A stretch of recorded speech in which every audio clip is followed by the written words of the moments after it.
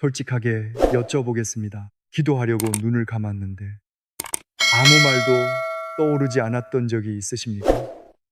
다른 사람은 막힘없이 기도하는데 나는 왜 이렇게 말이 짧을까? 내 기도는 너무 단순한 것 아닐까? 하나님께서 이런 기도도 들어주실까 생각해 보신 적은 없으십니까? 기도해야 한다는 것은 압니다. 그런데 무릎을 꿇으면 마음만 답답합니다. 입술은 떨어지지 않고 한숨만 나옵니다. 그래서 기도하지 못한 자신을 또 책망합니다. 성도 여러분, 괜찮습니다. 오늘 말씀을 끝까지 들으시면 기도에 대한 부담이 달라질 것입니다. 기도는 말을 잘하는 사람만 드리는 것이 아닙니다. 길게 말해야 하나님께 가까이 가는 것도 아닙니다. 오히려 인생이 가장 힘든 순간에는 우리가 준비해둔 말이 모두 사라질 때가 있습니다. 그때 남는 한마디가 있습니다. 그리고 하나님께서는 바로 그 한마디를 들으십니다. 오늘 말씀을 기도가 막혀 힘들어하는 분과 함께 나누어 주십시오. 66살 되신 한 권사님이 계셨습니다. 젊은 시절부터 새벽 기도를 빠뜨리지 않으셨습니다. 교회에서는 기도를 참 잘하시는 분으로 알려져 있었습니다. 병든 성도를 위해 기도하면 듣는 사람의 마음이 잔잔해졌고, 낙심한 집사님이 찾아오면 손을 붙잡고 오래 기도해 주셨습니다. 사람들은 말했습니다. 권사님처럼 기도하고 싶어요. 그런데 정작 권사님 마음속에는 아무에게도 말하지 못한 생각이 있었습니다. 다른 권사님들은 성경 말씀도 술술 나오는데 나는 왜 늘 같은 말만 반복할까? 겉으로는 은혜로운 기도를 드리셨지만 속으로는 늘 자신을 부족하게 여겼습니다. 그 마음을 품은 채 수십 년이 흘렀습니다. 어느 겨울 새벽이었습니다. 아직 창밖이 캄캄한 시간에 남편이 갑자기 가슴을 움켜쥐었습니다. 숨을 제대로 쉬지 못했습니다. 권사님은 잠옷 위에 외투만 걸친 채 구급차를 불렀습니다. 현관문이 닫히는 소리가 크게 울렸습니다. 엘리베이터가 층마다 멈출 때마다 짧은 알림음이 들렸습니다. 남편은 들것 위에서 눈을 감고 있었고, 권사님은 차가워진 남편의 손만 붙들고 있었습니다. 병원에 도착하자 의료진이 남편을 안쪽으로 데려갔습니다. 권사님은 혼자 복도에 남았습니다. 소독약 냄새가 코끝을 찔렀습니다. 천장의 흰 형광등은 너무 밝았고 비닐 의자는 얼음처럼 차가웠습니다. 휴대전화 화면에는 자녀들이 보낸 문자가 계속 떠올랐습니다. 아버지, 괜찮으세요? 엄마 의사 선생님이 뭐라고 하세요? 하지만 대답할 수가 없었습니다. 아무것도 아는 것이 없었습니다. 권사님은 두 손을 모았습니다. 평생 해오던 것처럼 기도하려고 했습니다. 전능하시고 자비로우신 하나님 아버지, 지금까지 저희 가정을 지켜주신 은혜를 생각하며 이 시간 간절히 아뢰옵나니. 그렇게 시작하려 했습니다. 그런데 말이 나오지 않았습니다. 머릿속이 하얘졌습니다. 목이 꽉 막혔습니다. 손끝이 떨렸고 눈물만 뺨을 타고 흘렀습니다. 평생 기도해 온 분이었지만 그 새벽에는 단 한 문장도 제대로 만들 수 없었습니다. 그런데 그 순간 입술에서 아주 짧은 말이 흘러나왔습니다. 하나님, 도와주세요. 그게 전부였습니다. 권사님은 더 말하지 못했습니다. 차가운 의자에 앉은 채 복도 끝에서 바퀴 달린 침대가 지나가는 소리가 들렸습니다. 간호사의 흰 신발이 바닥을 스치는 소리도 들렸습니다. 그런데 이상했습니다. 조금 전까지 온몸을 짓누르던 공포가 아주 조금씩 가라앉기 시작했습니다. 상황은 달라진 것이 없었습니다. 의사는 아직 나오지 않았습니다. 검사 결과도 몰랐습니다. 남편의 상태가 좋아졌다는 연락도 없었습니다. 그런데 마음속에 한 가지 생각이 분명해졌습니다. 내가 들어갈 수 없는 저 문 안에도 하나님은 들어가 계시는구나. 그 순간이었습니다. 혼자인 줄 알았는데 혼자가 아니었습니다. 권사님은 2시간 가까이 같은 말을 반복했습니다. 하나님, 도와주세요. 잠시 침묵하다가 또 말했습니다. 하나님, 도와주세요. 화려한 표현은 없었습니다. 외운 성경 구절도 나오지 않았습니다. 그러나 그 짧은 기도 속에는 두려움도 있었고 사랑도 있었으며 자신의 힘으로는 아무것도 할 수 없다는 고백도 들어 있었습니다.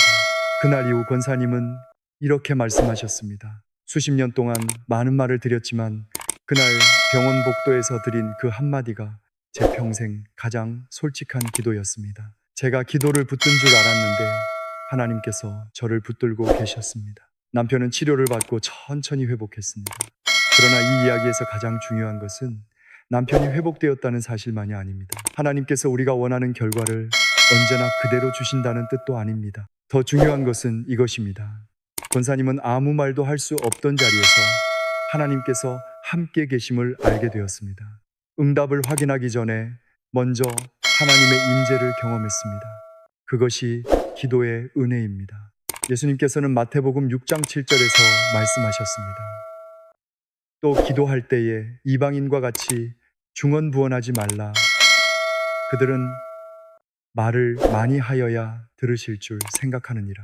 그리고 이어서 말씀하십니다.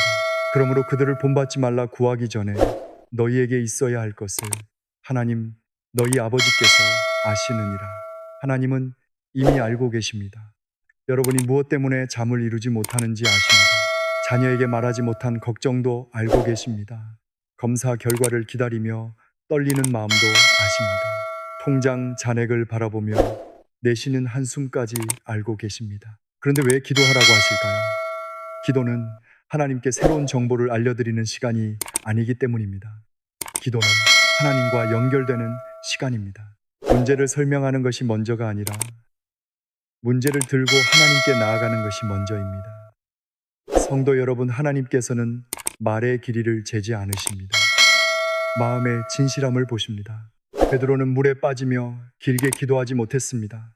주여 나를 구원하소서, 그것뿐이었습니다. 세리는 성전 멀리 서서 하나님이여 불쌍히 여기소서, 나는 죄인이로소이다라고 고백했습니다. 짧았습니다. 그러나 진실했습니다. 기도가 막힐 때 억지로 아름다운 문장을 만들지 마십시오. 다른 사람의 기도를 흉내내려고 애쓰지도 마십시오. 지금 여러분의 마음에서 가장 먼저 올라오는 말을 하나님께 드리십시오. 무섭습니다. 도와주세요. 함께 해주세요. 이것도 기도입니다. 아니, 어쩌면 가장 깊은 기도일 수 있습니다. 오늘부터 기도를 잘하려고 하지 마십시오. 솔직하게 하십시오. 하나님 앞에서는 잘 보일 필요가 없습니다. 하나님께서는 이미 여러분의 눈물과 침묵과 한숨의 뜻을 알고 계십니다. 이제 우리는 기도가 막힐 때마다 드릴 수 있는 7가지 짧은 기도를 함께 나누려고 합니다. 그 첫 번째 기도는 모든 기도의 문을 여는 부름입니다. 나의 아버지. 기도는 바로 그 관계에서 시작됩니다. 기도에서 가장 중요한 것이 무엇이겠습니까? 말의 순서가 아닙니다. 표현의 아름다움도 아닙니다. 얼마나 오래 기도했는가도 아닙니다. 관계입니다. 우리가 기도를 어렵게 느끼는 까닭은 하나님을 너무 멀리 계신 분으로 생각하기 때문입니다. 높은 곳에 계셔서 큰 일만 들으시는 분, 예배당에 와야만 만날 수 있는 분 말을 잘 골라야 비로소 귀를 기울이시는 분으로 생각합니다. 그러니 긴장하게 됩니다. 실수하면 안 될 것 같고 작은 일을 말씀드리면 죄송할 것 같습니다. 세상에는 더 아픈 사람도 많고 더 어려운 가정도 많은데 내가 이런 사소한 문제까지 말씀드려도 될까 싶습니다. 그러나 성경은 전혀 다르게 말씀합니다. 로마서 8장 15절입니다. 너희는 다시 무서워하는 종의 영을 받지 아니하고 양자의 영을 받았으므로 우리가 아빠 아버지라고 부르짖느니라. 아빠 아버지라고 부르짖는다고 했습니다. 종은 주인 앞에서 말을 고릅니다. 그러나 자녀는 아버지를 부릅니다. 문장을 완성하지 못해도 부릅니다. 울면서도 부르고 넘어지면서도 부릅니다. 무슨 일이 일어났는지 제대로 설명하지 못해도 먼저 아버지를 찾습니다. 어린아이가 길을 걷다가 넘어졌다고 생각해 보십시오. 무릎이 까지고 피가 납니다. 아이는 아버지에게 사고가 일어난 과정부터 차분하게 설명하지 않습니다. 아빠, 그 한마디를 외칩니다. 그 부름 안에 모든 것이 들어있습니다. 아프다는 뜻이 들어있고 무섭다는 뜻도 있습니다. 혼자서는 일어설 수 없다는 고백도 있습니다. 아버지는 그 소리를 알아듣습니다. 하나님도 그러하십니다. 76살 되신 한 장로님이 계셨습니다. 신앙생활을 시작한 지 50년이 넘었고 교회에서는 성경을 많이 아는 분으로 알려져 있었습니다. 대표 기도도 여러 번 맡으셨습니다. 누가 보아도 하나님과 가까운 분처럼 보였습니다. 그러나 장로님에게도 남모르는 어려움이 있었습니다. 하나님을 아버지라고 부르는 것이 어색했습니다. 입으로는 하나님 아버지라고 기도했지만 마음으로는 늘 높고 두려운 분처럼 느꼈습니다. 손자가 학교에 적응하지 못해 힘들어할 때도 이런 작은 일까지 하나님께 말씀드려도 되나 싶었습니다. 버스를 타고 병원에 가는 날에도 무사히 다녀오게 해달라는 기도를 드리고 싶었지만 그런 일은 내가 알아서 해야 하는 것 같았습니다. 큰 병이 생겨야 기도했습니다. 큰 결정을 앞두어야 기도했습니다. 하나님께서는 너무 위대하시고 자신은 너무 작은 사람이라고만 생각했습니다. 어느 초봄 밤이었습니다. 초등학교에 다니는 손자가 갑자기 열이 올랐습니다. 아이의 얼굴은 붉게 달아올랐고 숨소리도 거칠었습니다. 장로님 부부는 해열제를 먹이고 이마에 젖은 수건을 올려주었습니다. 거실 한쪽에서는 가습기가 낮은 소리를 내고 있었습니다. 주방에 작은 등이 희미하게 켜져 있었고 식탁 위에는 식어버린 보리차가 놓여 있었습니다. 밤 12시가 지나고 새벽 2시가 되었습니다. 열은 쉽게 내리지 않았습니다. 할머니는 지쳐 소파 끝에 잠시 기대셨고 장로님은 손자 곁에 혼자 앉았습니다. 아이의 이마에 손을 얹어보니 여전히 뜨거웠습니다. 기도해야겠다고 생각했습니다. 평소처럼 말씀을 인용하며 정돈된 기도를 시작하려 했습니다. 그러나 손자의 거친 숨소리를 듣는 순간 준비한 말이 모두 사라졌습니다. 그때 장로님의 입에서 나온 말은 이것이었습니다. 나의 아버지, 그 말을 하고 멈추었습니다. 이상하게 목이 메었습니다. 50년 넘게 하나님 아버지라고 불렀는데 그날은 처음 부르는 것처럼 느껴졌습니다.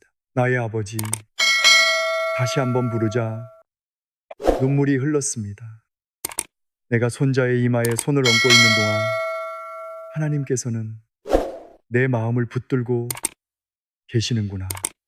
그 생각이 들었습니다. 장로님은 아무 말 없이 한참을 앉아 있었습니다. 가습기에서 물방울 떨어지는 소리가 들렸고 창밖에서는 새벽 첫 버스가 지나가는 소리가 희미하게 들렸습니다. 상황은 그대로였습니다. 그런데 장로님의 마음이 달라졌습니다. 그날 새벽 손자의 열은 조금씩 내려가기 시작했습니다. 그러나 장로님이 평생 기억한 것은 열이 내린 일보다 하나님을 나의 아버지로 만난 일이었습니다. 장로님은 훗날 이렇게 고백했습니다. 나는 50년 동안 하나님을 높으신 분으로만 믿었습니다. 그런데 그 새벽에야 하나님께서 나를 가까이 부르시는 아버지라는 것을 알았습니다. 기도는 보고하는 것이 아니라 아버지께 가는 것이었습니다. 그날 이후 장로님의 기도는 달라졌습니다. 아주 작은 일도 말씀드리기 시작했습니다. 나의 아버지, 오늘 손자가 학교에 갑니다. 아이의 마음을 지켜주십시오. 나의 아버지, 오늘 병원에 갑니다. 결과가 어떠하든 함께 해주십시오. 나의 아버지, 지금 버스를 타고 갑니다. 만나는 사람에게 따뜻한 말을 건넬 수 있게 해주십시오. 기도가 삶의 특별한 행사에서 일상의 호흡으로 바뀌었습니다. 아침에 눈을 뜰 때 하나님을 불렀습니다. 식탁에 앉아서도 불렀습니다. 버스 정류장에서 기다릴 때도 불렀고 잠자리에 들기 전에도 불렀습니다. 나의 아버지. 그 한마디가 하루 전체를 하나님께 연결했습니다. 며느리가 어느 날 장로님께 말했습니다. 아버님, 요즘 얼굴이 참 편안해 보이세요. 환경이 크게 달라진 것은 아니었습니다. 몸은 여전히 불편했고 걱정할 일도 있었습니다. 그러나 하나님을 멀리 계신 분이 아니라 함께 걸으시는 아버지로 알게 되자 마음에 여유가 생겼습니다. 성도 여러분, 기도하려고 앉았는데 무엇부터 말해야 할지 모르시겠습니까? 그냥 부르십시오. 나의 아버지. 잘 말하려고 하지 마십시오. 아버지 앞에서 자녀가 시험을 치르듯 말할 필요는 없습니다. 하나님은 여러분의 발음과 문장보다 그 부름 속에 담긴 마음을 들으십니다. 괴로울 때 부르십시오. 기쁠 때도 부르십시오. 아무 일 없는 평범한 아침에도 불러보십시오. 나의 아버지,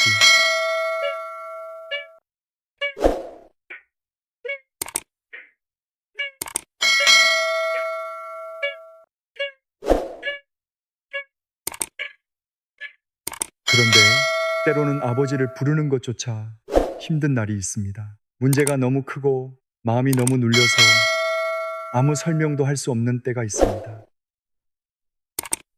그때 필요한 두 번째 기도가 있습니다. 도와주세요.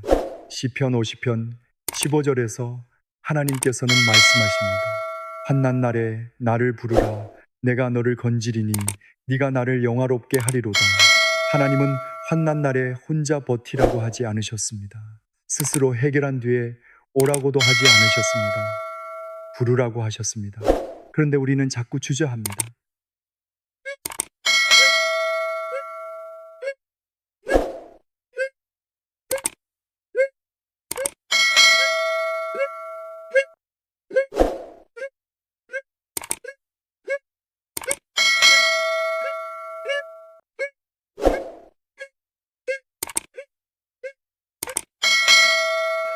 더 어려운 사람도 많은데 내 문제를 말씀드리는 것이 이기적인 것은 아닐까 염려합니다.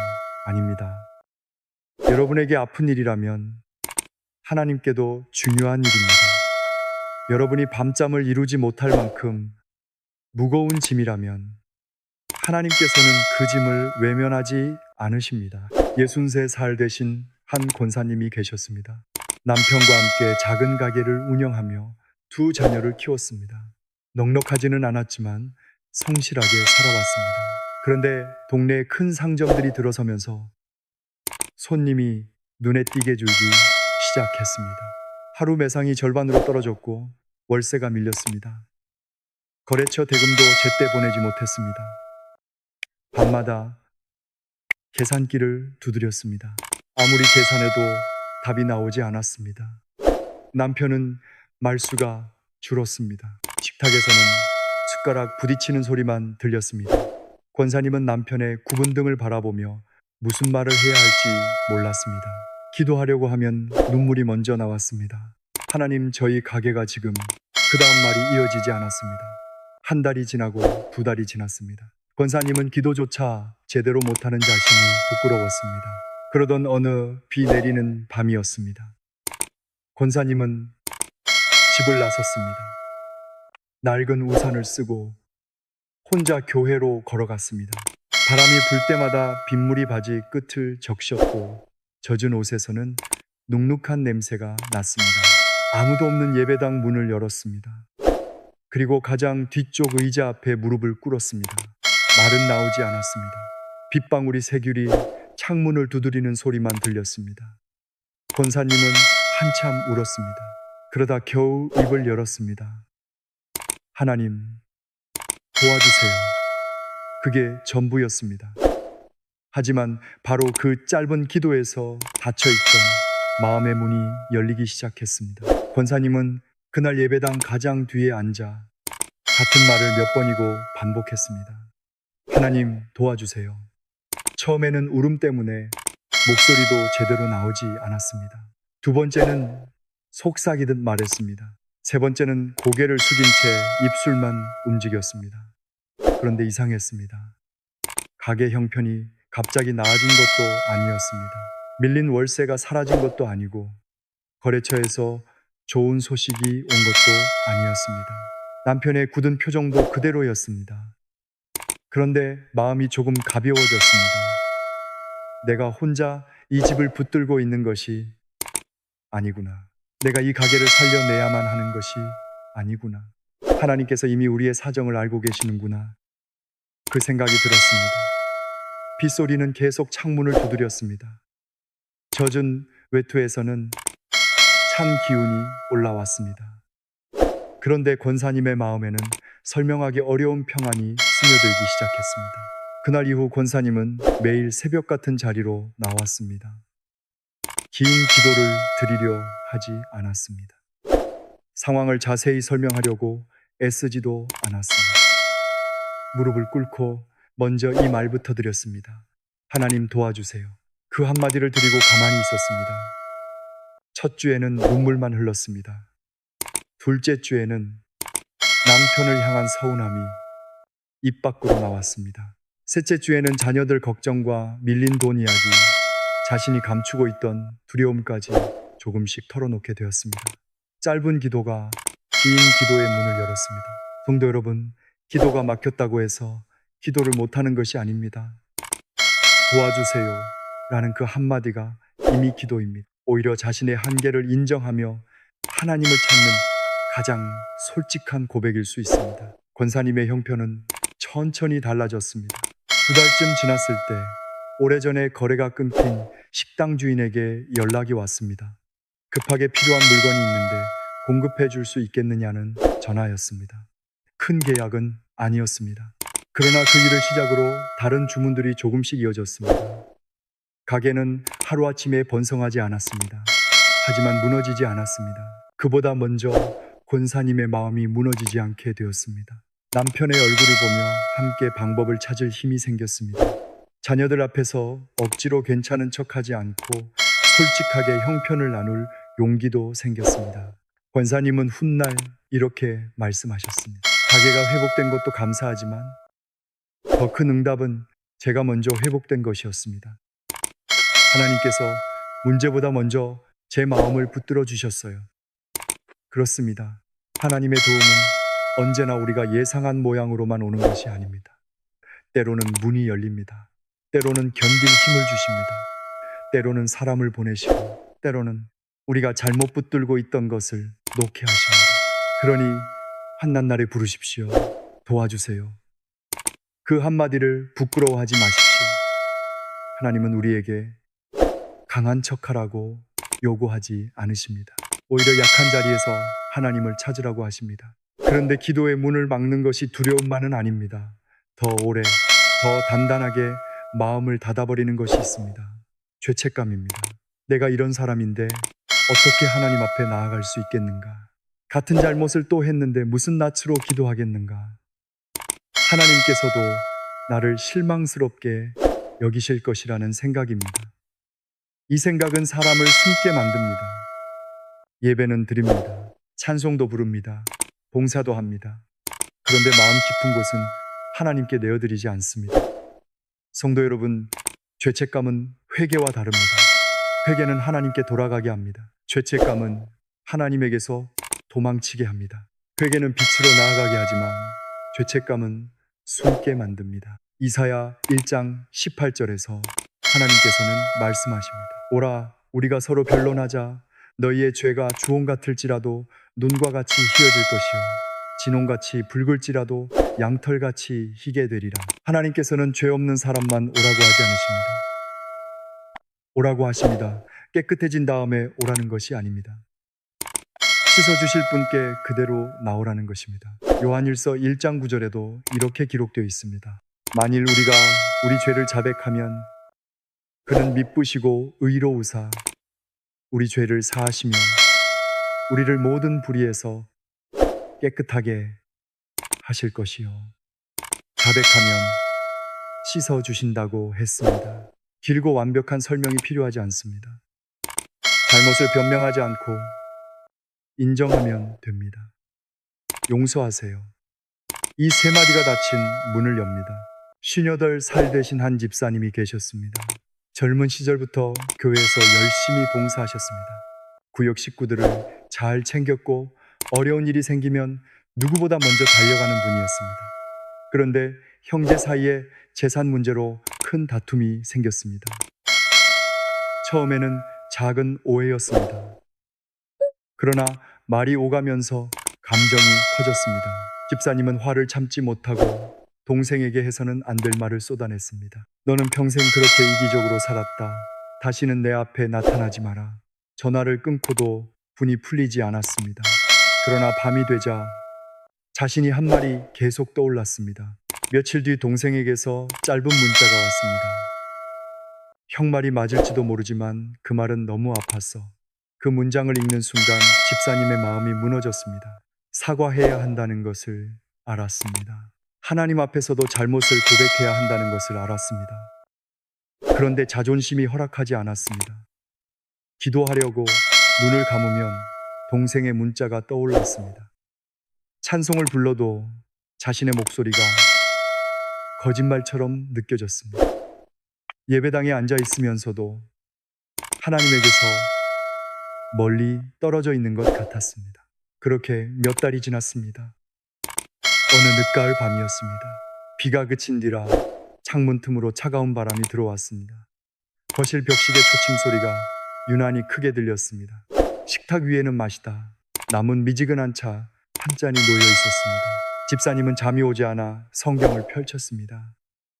눈에 들어온 말씀이 요한일서 1장 9절이었습니다. 우리 죄를 자백하면 그 9절에서 더 읽지 못했습니다.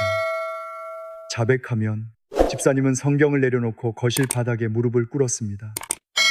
장판이 차가웠습니다. 두 손을 모았지만 말이 나오지 않았습니다. 한참이 지난 뒤 겨우 입을 열었습니다. 하나님, 용서하세요. 그게 전부였습니다.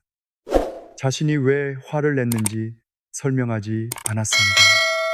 동생에게도 잘못이 있었다고 말하지 않았습니다. 그저 자신이 한 말을 인정했습니다. 하나님, 용서하세요. 그 말을 다시 드리는 순간 눈물이 쏟아졌습니다. 몇 달 동안 쌓아두었던 변명과 자존심이 무너져 내렸습니다.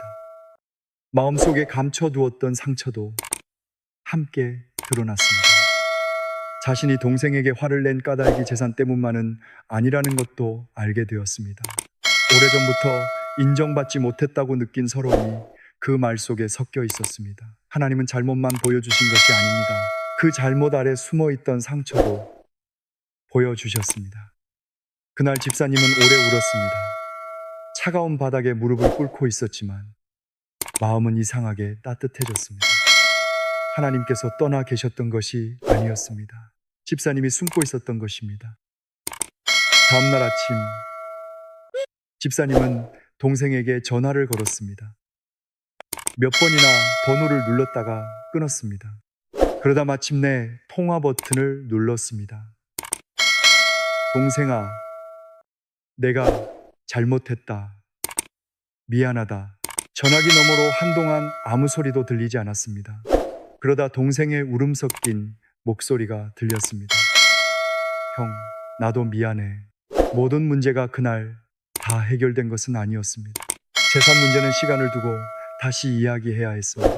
그러나 막혀있던 관계의 문이 열렸습니다. 하나님 앞에서 용서하세요라고 고백했더니 사람 앞에서도 미안하다고 말할 수 있게 된 것입니다. 성도 여러분, 회개는 자신을 짓밟는 일이 아닙니다. 하나님께 돌아가는 일입니다. 3년을 피했든 10년을 숨었든 괜찮습니다. 지금 돌아오십시오. 하나님은 여러분을 정죄하기 위해 기다리시는 분이 아닙니다. 씻어주시고 다시 걷게 하시려고 기다리십니다. 기도가 막혀 있다면 조용히 말씀드리십시오. 지금까지 우리는 3가지 기도를 나누었습니다. 나의 아버지, 도와주세요. 용서하세요. 이 3기도만으로도 기도의 문은 다시 열릴 수 있습니다. 그런데 하나님과의 관계는 도움을 구하고 죄를 고백하는 데서 멈추지 않습니다. 다음 기도는 하나님께 우리의 가장 깊은 마음을 드리는 고백입니다. 사랑해요.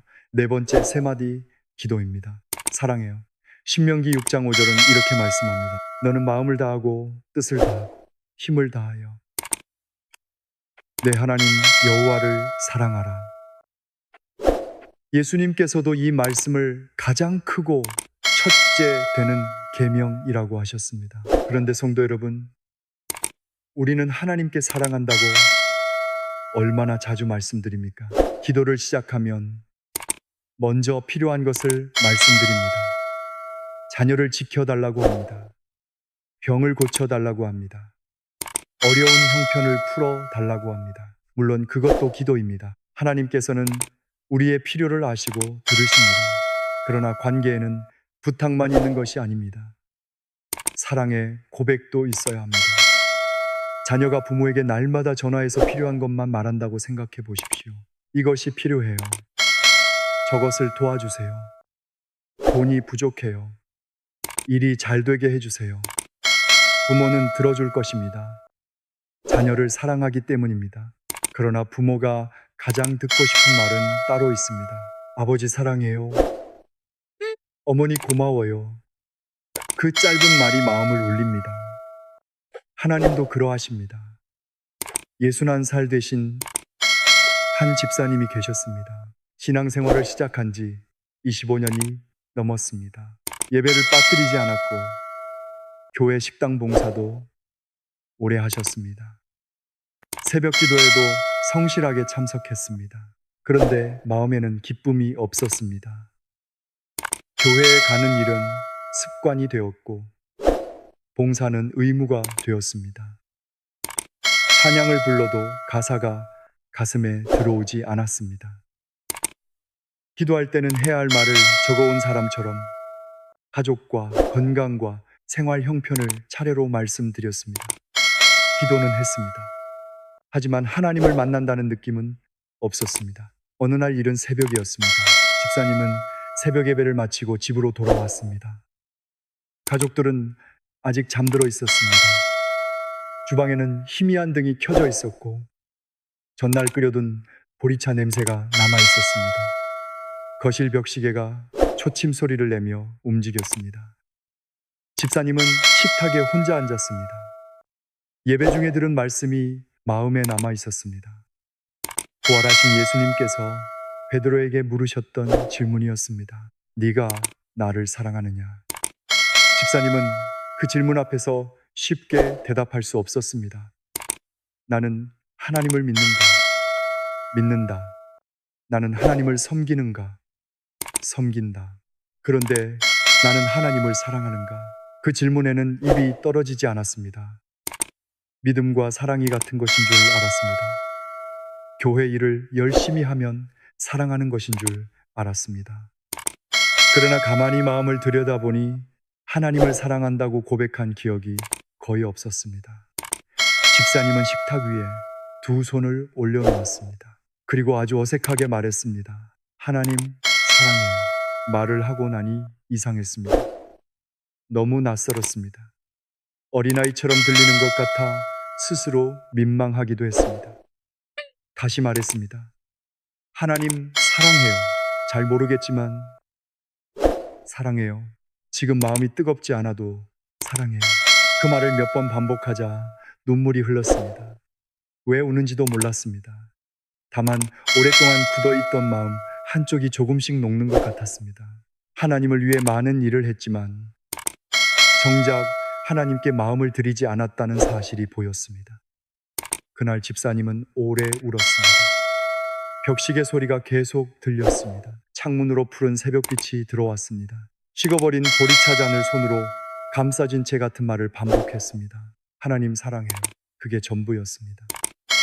그날 이후 집사님은 매일 아침 이 고백을 드렸습니다. 처음 한 주 동안은 여전히 어색했습니다. 입으로 말하면서도 마음이 따라오지 않는 것 같았습니다. 그래도 멈추지 않았습니다. 하나님 사랑해요.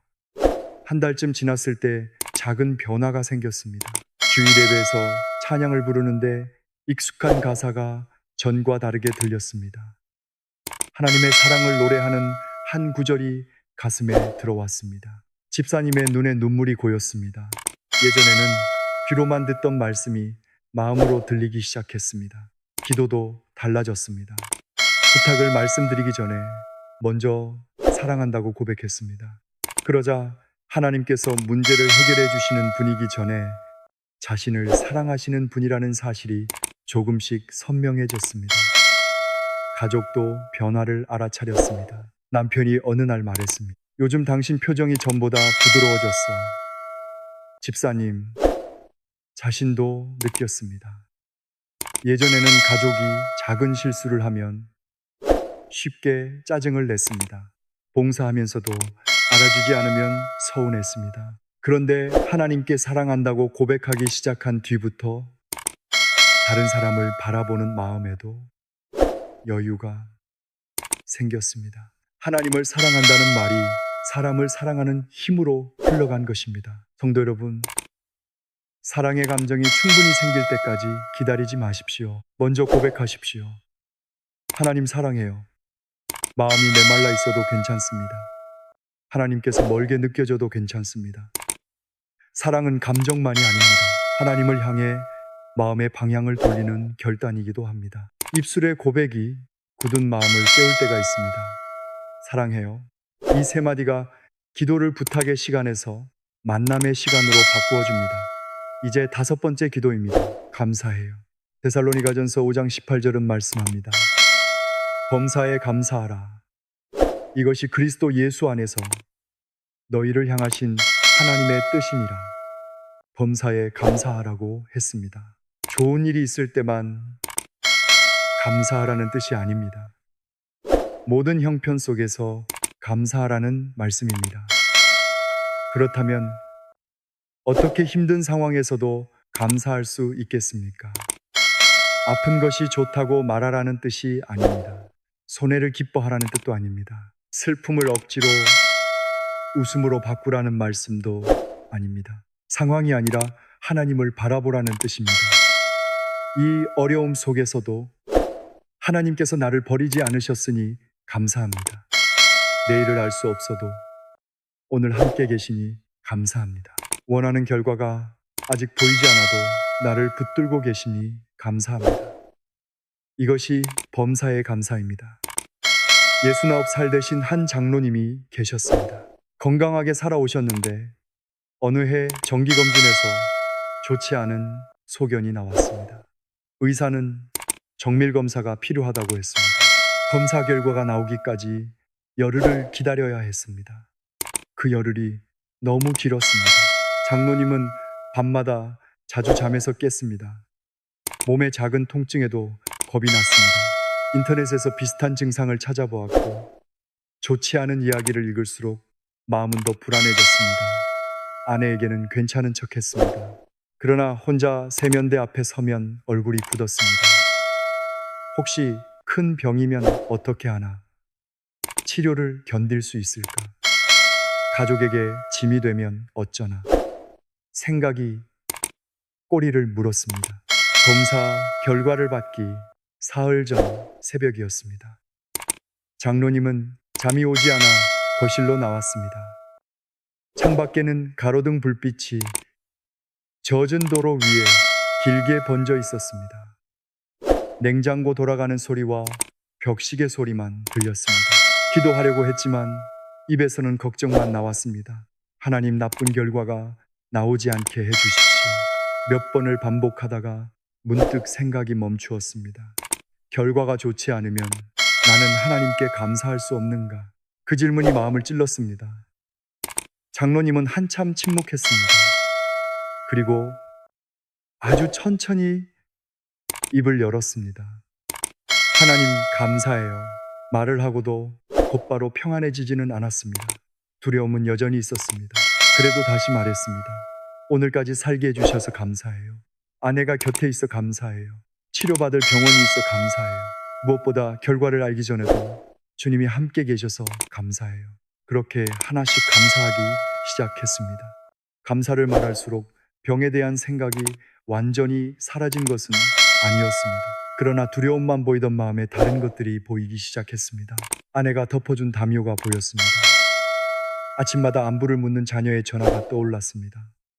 교회 성도들이 보내준 짧은 문자도 생각났습니다. 혼자가 아니었습니다.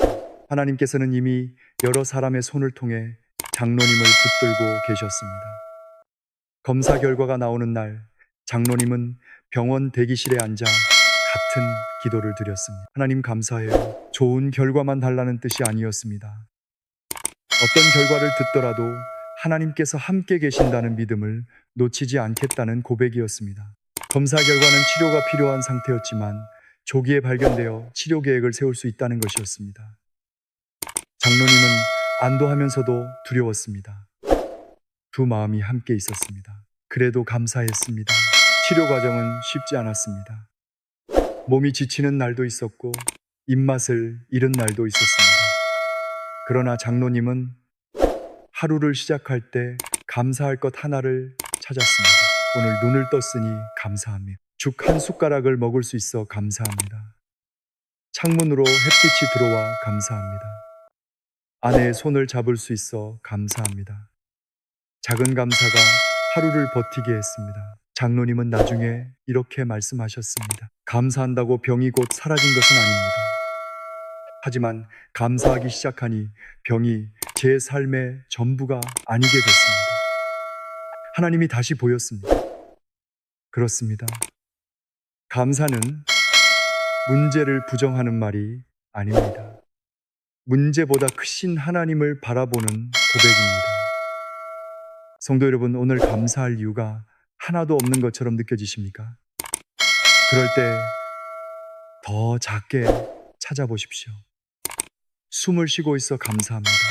오늘 말씀을 들을 수 있어 감사합니다. 아직 누군가를 위해 기도할 수 있어 감사합니다. 눈물을 흘릴 수 있을 만큼 마음이 살아있어 감사합니다. 그리고 무엇보다 이렇게 고백하십시오. 하나님 함께 계셔서 감사해요. 그 한마디가 시선을 바꿉니다. 문제만 바라보던 눈을 하나님께 돌립니다. 잃어버린 것만 세던 마음에 아직 남아있는 은혜를 보여줍니다. 사랑해요. 감사해요. 이 두 기도는 우리의 마음과 시선을 하나님께 돌려놓습니다. 그러나 때로는 아무리 감사하려 해도 마음 깊은 곳에 채워지지 않는 갈망이 남아 있습니다. 더 가져야 안심할 것 같고 문제가 풀려야 비로소 평안할 것 같습니다. 그때 필요한 6번째 기도가 있습니다. 충분해요. 6번째 세 마디 기도입니다. 충분해요. 우리는 자주 이렇게 생각합니다.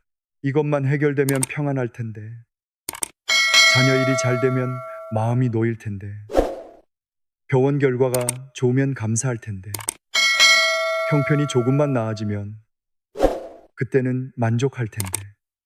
그런데 한 가지가 채워지면 또 다른 것이 부족해 보입니다. 문제가 끝나면 다른 걱정이 찾아옵니다. 손에 쥔 것이 늘어나도 마음은 쉽게 채워지지 않습니다. 왜 그렇겠습니까? 우리 마음은 세상의 것으로 완전히 채워질 수 없기 때문입니다. 하박국 3장 17절과 18절에서 선지자는 이렇게 고백합니다. 비록 무화과 나무가 무성하지 못하며 포도나무에 열매가 없으며 감람나무에 소출이 없으며 밭에 먹을 것이 없으며 우리의 양이 없으며 외양간에 소가 없을지라도 나는 여호와로 말미암아 즐거워하며 나의 구원의 하나님으로 말미암아 기뻐하리로다. 아무것도 없어도 괜찮다는 말씀이 아닙니다. 결핍이 아프지 않다는 뜻도 아닙니다. 없어도 하나님이 계시면 다시 살아갈 수 있다는 고백입니다. 상황이 나를 채워주지 못해도 하나님께서 나의 만족이 되신다는 고백입니다. 그것이 충분해요 라는 기도입니다. 72살 되신 한 권사님이 계셨습니다. 남편을 먼저 떠나보낸 뒤 작은 방 하나에서 혼자 지내셨습니다. 자녀들은 멀리 살았고 자주 찾아오지 못했습니다. 권사님은 자녀들에게 부담을 주기 싫어 괜찮다고만 말했습니다. 하지만 저녁이 되면 집안이 너무 조용했습니다. 벽에 걸린 달력 넘기는 소리도 크게 들렸고 냉장고 문을 열면 찬 공기만 얼굴에 닿았습니다. 식탁에는 밥 한 공기와 김치 한 접시가 전부인 날이 많았습니다. 겨울이 깊어질수록 외로움도 짙어졌습니다. 어느 오후였습니다. 낡은 라디오에서 오래된 찬송가가 흘러나왔습니다. 권사님은 무릎에 담요를 덮고 창가에 앉아 있었습니다. 문득 남편이 살아있을 때 식탁이 떠올랐습니다. 자녀들이 어렸을 때 집안을 뛰어다니던 소리도 생각났습니다. 눈물이 났습니다. 하나님, 왜 저는 이렇게 혼자 남았나요? 그 말을 하려다가 멈추었습니다. 잠시 후 권사님은 아주 천천히 말했습니다. 하나님, 충분해요. 입으로는 말했지만 마음은 그렇지 않았습니다. 외로웠고 서운했습니다. 자녀들의 전화가 기다려졌습니다. 그래도 다시 말했습니다.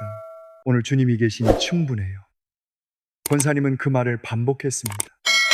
따뜻한 방이 있어 충분해요. 먹을 밥이 있어 충분해요. 찬송을 들을 귀가 있어 충분해요. 그리고 무엇보다 주님이 나와 함께 계시니 충분해요. 그날 외로움이 완전히 사라진 것은 아니었습니다. 그러나 외로움이 권사님의 전부는 아니게 되었습니다. 그날 이후 권사님은 매일 작은 감사 하나를 적기 시작했습니다. 햇빛이 따뜻했다. 옆집 아이가 인사했다. 교회 집사님이 반찬을 가져왔다. 자녀에게 전화가 왔다. 어느 날은 이렇게 적었습니다. 오늘은 아무 일도 없었다. 그래도 하나님이 계셨다. 그 문장이 권사님의 신앙 고백이 되었습니다. 충분해요라는 기도는 아무것도 바라지 않겠다는 포기가 아닙니다. 필요한 것을 구하면서도 그것이 내 인생의 주인이 되게 하지 않겠다는 믿음입니다. 성도 여러분, 더 있어야만 행복할 수 있다고 생각하지 마십시오. 지금 곁에 계신 하나님을 바라보십시오. 하나님, 오늘도 충분해요. 이 고백을 드리면 가진 것이 새롭게 보입니다. 사람도 다시 보이고 평범한 하루도 은혜로 보이기 시작합니다. 이제 마지막 7번째 기도입니다. 뜻대로 해요. 아마 이 기도가 가장 어려울 것입니다. 우리는 기도할 때 원하는 답을 가지고 하나님께 나아갑니다. 이 사람과 결혼하게 해주세요. 이 병을 낫게 해주세요. 자녀가 이 길로 가게 해주세요. 이 사업을 꼭 이루어 주세요. 소원을 말씀드리는 것은 잘못이 아닙니다. 예수님도 겟세마네에서 자신의 소원을 아뢰셨습니다. 그러나 거기서 멈추지 않으셨습니다. 나의 원대로 마시옵고 아버지의 원대로 하옵소서. 뜻대로 해요라는 기도는 내 소원이 중요하지 않다는 말이 아닙니다. 내 생각보다 하나님의 지혜가 더 크다는 고백입니다. 내가 보는 한 걸음보다 하나님께서 보시는 전체 길을 신뢰한다는 고백입니다. 65살 되신 한 집사님이 계셨습니다. 아들이 오랫동안 준비한 시험에서 계속 떨어졌습니다. 첫 해에는 괜찮다고 위로했습니다. 두 번째도 다시 하면 된다고 말했습니다. 그런데 세 번째 결과까지 좋지 않자 집사님의 마음이 무너졌습니다. 아들은 점점 말이 없어졌습니다. 방문을 닫고 나오지 않는 날이 많아졌습니다. 밥을 먹다가도 숟가락을 내려놓았습니다. 집사님은 아들을 볼 때마다 가슴이 조였습니다. 매일 같은 기도를 드렸습니다. 하나님, 이번에는 꼭 합격하게 해주세요. 다른 것은 바라지 않습니다. 이 문만 열어주세요. 기도가 점점 간절해졌습니다. 그러나 간절함과 함께 조급함도 커졌습니다. 아들이 잠시 쉬고 싶다고 말하면 믿음이 부족하다고 나무랐습니다. 다른 길을 생각해보고 싶다고 하면 조금만 더 참으라고 몰아붙였습니다. 집사님은 아들을 위한 것이라고 생각했습니다. 그런데 어느 저녁 아들이 조용히 말했습니다. 엄마, 나는 시험보다 엄마가 더 무서워. 그 말이 집사님의 가슴을 찔렀습니다. 아들을 살리려 했는데 오히려 숨을 막고 있었다는 사실을 깨달았습니다. 그날 밤 집사님은 아들의 방문 앞에 오래 서 있었습니다. 방 안에서는 컴퓨터 펜 돌아가는 소리가 희미하게 들렸습니다. 복도 불빛이 문 아래로 가늘게 스며들었습니다. 집사님은 거실로 나와 무릎을 꿇었습니다. 처음에는 늘 하던 기도가 나왔습니다. 하나님, 이번에는 꼭. 그러나 말을 끝내지 못했습니다. 한참을 울었습니다. 그리고 처음으로 이렇게 기도했습니다. 하나님 뜻대로 해요. 그 말을 드리는 것이 두려웠습니다. 혹시 내가 원하는 길이 닫힐까 두려웠습니다. 아들이 다른 길로 가게 될까 겁이 났습니다. 자신의 기대를 내려놓는 것이 아들을 포기하는 것처럼 느껴졌습니다. 그래도 다시 말했습니다. 하나님, 제 뜻보다 주님의 뜻대로 해요. 제가 아들을 붙드는 것이 아니라 주님께서 붙들어 주세요. 그 순간 집사님의 마음에 한 가지가 보였습니다. 자신이 아들의 행복보다 합격을 더 붙들고 있었다는 사실이었습니다. 아들을 사랑했지만 자신의 기대대로 살아주기를 원했습니다. 뜻대로 해요라는 기도는 하나님께 아들을 맡기는 기도이기 전에 자신의 욕심을 내려놓는 기도였습니다. 다음 날 아침 집사님은 아들에게 말했습니다. 엄마가 미안하다. 네가 어떤 길을 가든 먼저 네 마음부터 건강했으면 좋겠다. 우리 함께 천천히 생각해보자. 아들은 아무 말 없이 고개를 숙였습니다. 잠시 후 눈물을 흘렸습니다. 그날 모든 진로 문제가 해결된 것은 아니었습니다. 그러나 엄마와 아들 사이에 막혀 있던 숨길이 열렸습니다. 아들은 몇 달 동안 충분히 쉬었습니다. 상담도 받았습니다. 그리고 자신에게 더 맞는 다른 분야를 찾아 공부를 시작했습니다. 집사님이 처음 바라던 길은 아니었습니다. 하지만 시간이 지나면서 알게 되었습니다. 하나님께서는 문을 열어주실 때도 계시지만 우리가 잘못 두드리던 문에서 돌아서게 하실 때도 계십니다. 집사님은 이렇게 고백했습니다. 저는 하나님께 아들의 길을 열어달라고만 기도했습니다. 그런데 하나님은 먼저 제 손을 펴게 하셨어요. 제가 놓은 이 아들이 다시 숨을 쉬기 시작했습니다. 성도 여러분, 뜻대로 해요라는 기도는 체념이 아닙니다. 가장 깊은 신뢰입니다. 아무렇게나 하시라는 말이 아닙니다. 하나님께서 가장 선한 길을 아신다는 믿음으로 자신의 뜻을 맡기는 것입니다. 우리는 내일을 모릅니다. 그러나 하나님은 아십니다. 우리는 한 장면만 봅니다. 하나님은 처음과 끝을 함께 보십니다. 그러므로 소원을 충분히 말씀드리십시오. 울면서 구해도 괜찮습니다. 간절하게 부르십시오. 그리고 마지막에는 이렇게 고백해 보십시오. 하나님 뜻대로 해요. 그 고백이 조급함을 내려놓게 합니다. 닫힌 문 앞에서 자신을 미워하지 않게 합니다. 기대했던 길과 다른 길에서도 하나님을 신뢰하게 합니다. 충분해요. 뜻대로 해요. 이 두 기도는 우리의 움켜쥔 손을 펴게 합니다. 이제 우리는 7가지 짧은 기도를 모두 만났습니다. 나의 아버지, 도와주세요. 용서하세요. 사랑해요. 감사해요. 충분해요. 뜻대로 해요. 이 7기도는 짧습니다. 그러나 그 안에는 관계와 간구와 회개와 사랑과 감사와 만족과 순종이 모두 담겨 있습니다. 이제 이 7가지 기도를 하루의 삶 속에 놓아 보십시오. 거창하게 시작할 필요는 없습니다. 아침에 눈을 뜨자마자 첫 번째 기도를 드려보십시오. 나의 아버지, 아직 몸을 일으키지 못했어도 괜찮습니다. 이불 속에서 눈을 감은 채 부르셔도 됩니다. 오늘 하루 무슨 일이 일어날지 몰라도 아버지께서 함께 계신다는 사실부터 기억하는 것입니다. 세수할 때도 좋습니다. 창문을 열며 불러도 좋습니다. 나의 아버지, 그 한마디가 하루의 방향을 정해줍니다. 일을 시작하다가 마음이 막히면 두 번째 기도를 드리십시오. 도와주세요. 병원 대기실에서도 드릴 수 있습니다. 자녀의 전화를 받고 마음이 무거워졌을 때도 드릴 수 있습니다. 계산기를 두드리다가 한숨이 나올 때, 사람의 차가운 말에 가슴이 내려앉을 때도 괜찮습니다. 도와주세요. 길게 설명할 수 없어도 하나님께서는 아십니다. 잘못한 일이 떠오르면 세 번째 기도를 드리십시오. 용서하세요. 변명부터 하지 마십시오.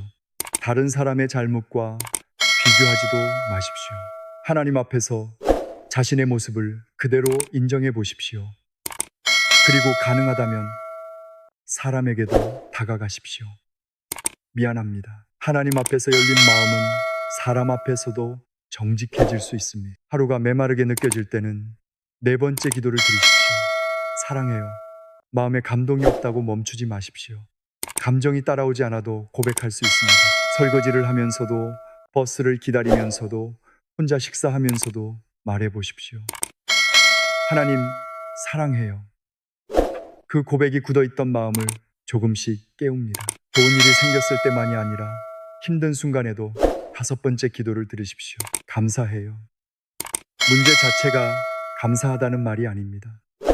문제 가운데서도 함께 계신 하나님께 감사하는 것입니다. 오늘 숨을 쉬게 하시니 감사해요. 내 말을 들어줄 사람이 있어 감사해요. 눈물을 흘릴 수 있어 감사해요. 다시 기도할 수 있어 감사해요. 감사는 잃은 것을 지우지 않습니다. 다만 아직 남아있는 은혜를 보게 합니다. 마음속에 부족함이 밀려올 때는 6번째 기도를 드리십시오. 충분해요. 더 가져야만 안심할 수 있다는 생각이 들 때, 남의 삶과 나를 비교하게 될 때, 지나간 시절만 그리워질 때 조용히 말씀드리십시오. 주님이 계시니 충분해요. 오늘의 양식이 있고, 오늘 걸을 힘이 있고, 오늘 붙들 말씀이 있다면 그것도 은혜입니다. 그리고 내 뜻을 붙들고 밤잠을 이루지 못할 때는 마지막 기도를 드리십시오. 뜻대로 해요. 소원을 숨길 필요는 없습니다. 원하는 것을 솔직히 말씀드리십시오. 간절히 구하십시오. 그러나 마지막에는 손을 펴보십시오. 하나님, 제 생각보다 주님의 생각이 선함을 믿습니다. 뜻대로 해요. 이 기도가 우리를 체념하게 하는 것이 아닙니다. 오히려 결과가 보이지 않을 때도 다시 살아가게 합니다. 한 집사님은 이 7가지 기도를 하루 동안 실제로 드려보았다고 합니다. 아침에 눈을 뜨며 나의 아버지라고 불렀습니다. 출근한 아들에게 좋지 않은 소식이 왔을 때 도와주세요 라고 기도했습니다. 남편에게 날카롭게 말한 뒤에는 용서하세요 라고 고백했습니다. 점심을 준비하면서 사랑해요 라고 말했습니다. 창밖에 햇빛이 비치는 것을 보며 감사해요 라고 했습니다. 저녁 식탁이 소박했지만 충분해요 라고 고백했습니다. 그리고 잠자리에 들기 전 해결되지 않은 자녀 문제를 떠올리며 뜻대로 해요 라고 기도했습니다. 그날 모든 문제가 해결된 것은 아니었습니다. 그런데 하루가 달라졌습니다. 걱정이 찾아올 때마다 혼자 끌어안지 않았습니다. 짧은 기도로 하나님께 건넸습니다. 넘어질 때마다 다시 연결되었습니다. 집사님은 이렇게 말씀하셨습니다. 예전에는 기도하려면 시간을 따로 내야 한다고 생각했어요. 그런데 그날은 하루 전체가 기도가 됐어요. 바로 이것입니다. 쉬지 말고 기도하라는 말씀은 하루 종일 눈을 감고 있으라는 뜻이 아닙니다. 삶의 순간마다 하나님을 향해 마음을 돌리라는 뜻입니다. 짧은 기도는 그것을 가능하게 합니다. 나의 아버지, 도와주세요. 용서하세요. 사랑해요. 감사해요. 충분해요. 뜻대로 해요. 이 7가지를 모두 한꺼번에 잘하려고 하지 마십시오. 오늘 한 가지만 붙드셔도 됩니다. 마음이 가장 끌리는 기도 하나를 정하십시오. 하루 동안 생각날 때마다 반복해 보십시오. 내일은 다른 기도를 붙들어도 좋습니다. 괜찮습니다. 기도는 성적을 매기는 일이 아닙니다. 하나님께 가까이 가는 일입니다. 말이 길지 않아도 됩니다. 목소리가 크지 않아도 됩니다. 눈물이 나지 않아도 괜찮습니다. 진심이면 됩니다. 이제 함께 기도하겠습니다. 나의 아버지, 오늘도 우리를 자녀로 불러주셔서 감사합니다. 기도하지 못한다고 스스로를 책망했던 마음을 내려놓게 해 주십시오. 말이 막힐 때 도와주세요 라고 부르게 하시고, 잘못했을 때 숨지 말고 용서하세요 라고 고백하게 해 주십시오. 메마른 마음으로도 사랑해요 라고 말씀드리게 하시며, 어려운 형편 속에서도 함께 계신 주님을 바라보며 감사해요 라고 고백하게 해 주십시오. 세상의 것으로 채워지지 않는 마음이 주님으로 충분하다고 고백하게 하시고, 우리의 소원을 정직하게 아뢰되 마지막에는 뜻대로 해요 라고 맡길 수 있는 믿음을 주십시오. 병원에서 결과를 기다리는 성도와 함께 해주십시오. 자녀 때문에 잠 못 이루는 부모의 마음을 붙들어 주십시오. 경제적인 어려움으로 두려워하는 가정에 오늘을 견딜 지혜와 필요한 도움을 허락해 주십시오. 죄책감 때문에 멀리 서 있는 분에게 돌아올 용기를 주십시오. 외로운 방에서 혼자 눈물 흘리는 분에게 주님께서 가까이 계심을 알게 해 주십시오. 우리가 원하는 모든 일이 그대로 이루어지지 않더라도 주님이 우리를 버리지 않으신다는 사실을 믿게 해 주십시오. 우리의 말을 다듬기 전에 우리의 마음을 받아주시는 예수 그리스도의 이름으로 기도드립니다. 아멘.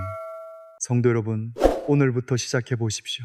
기도가 막힐 때 포기하지 마십시오. 3마디면 됩니다. 이 말씀이 떠오르는 분이 있다면 그분께 나누어 주십시오. 기도를 못한다고 생각하는 분, 오래 기다리다 지친 분, 하나님께 다시 가까이 가고 싶은 분에게 이 7가지 기도가 작은 문이 될 수 있습니다. 좋아요와 구독으로 더 많은 분이 말씀의 위로를 만날 수 있도록 함께 해주시면 감사하겠습니다. 오늘 여러분의 첫 기도는 무엇입니까? 그 한마디를 지금 하나님께 드려보십시오. 하나님께서는 듣고 계십니다.